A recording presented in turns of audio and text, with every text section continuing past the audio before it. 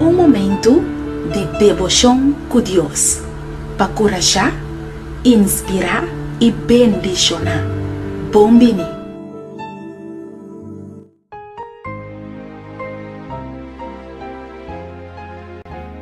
Feliz mañana na turma, amiga e amigo nan que está escuchando un día más nos meditación.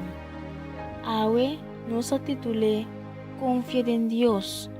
Mi que puedo meditar awe de el buque de Lamentación 3, versículo 25 y 26.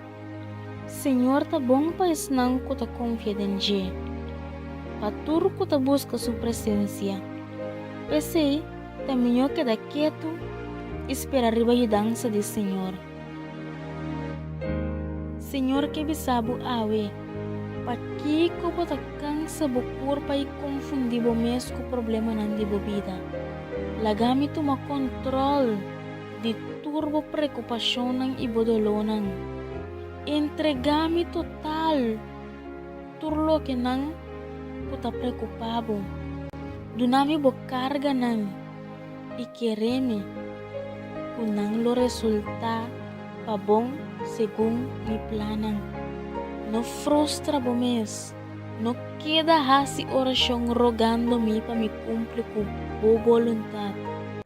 O sobra e plan kumiting tay minyo plan. Yelo sosode na e momento oportuno. Mino sa den kiko bata pasando awi merumang. Mino sa den ki dificultad bata pasando awi. Quizás o porta miras na difícil para confiar a Dios, pero bisa Señor awe, Señor, tempumang mitahinka turcos. Saco bote un día bendición awe de nombre de Cristo Jesús.